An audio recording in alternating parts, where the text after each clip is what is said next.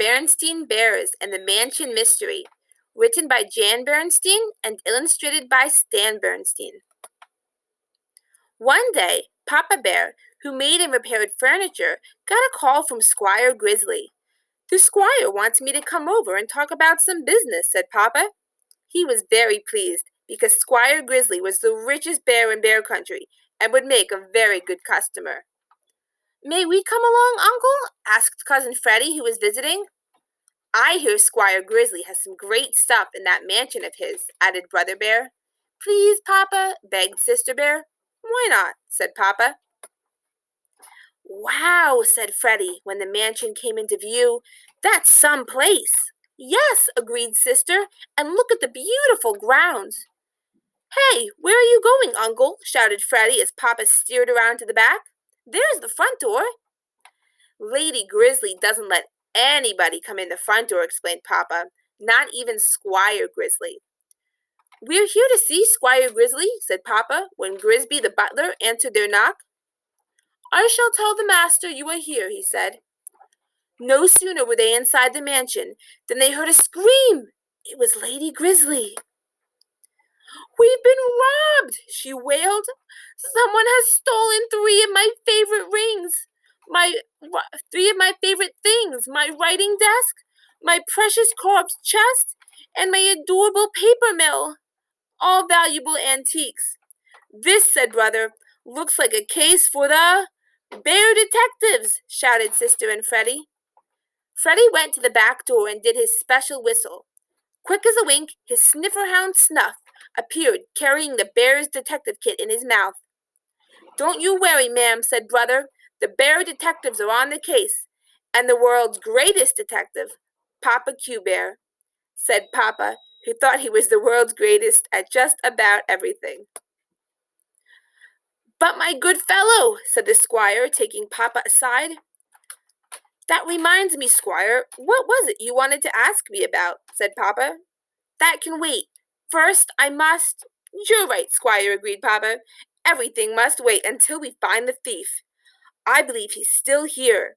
These old mansions are tricky, full of secret hiding places." "Aha!" Papa cried. "A secret door!" "Concealing a secret passageway, no doubt. Cover me, detectives, I'm going in."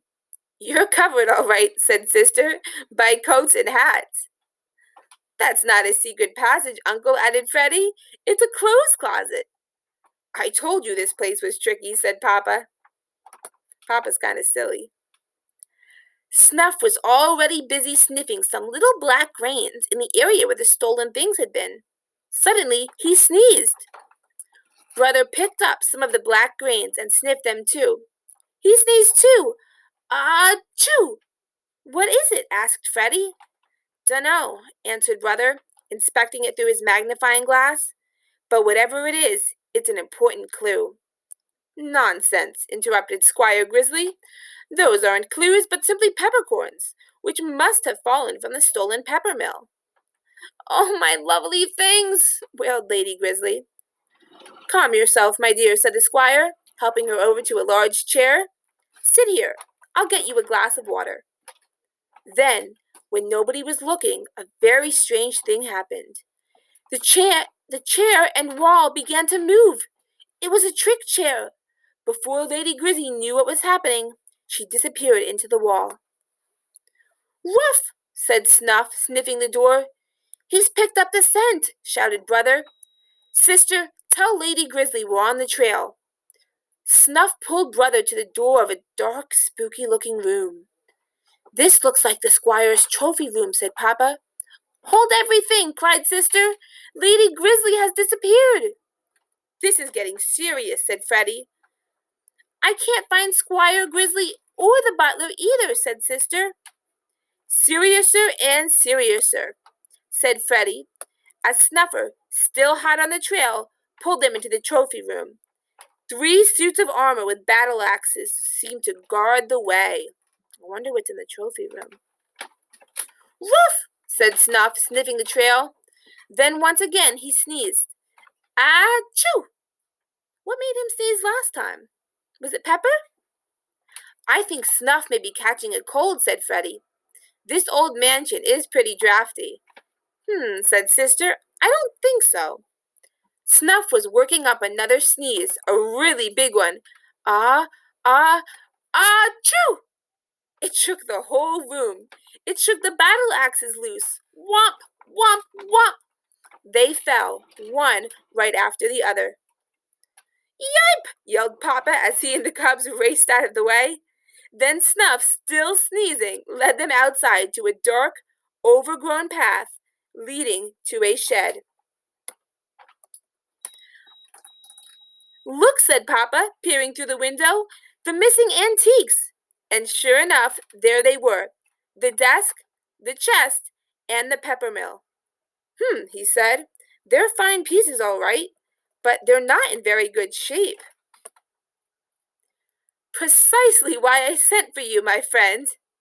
The startled bears turned and saw Squire Grizzly stepping out of the shadows. Just as I thought, said Sister. It was a trail of pepper that made Snuff sneeze.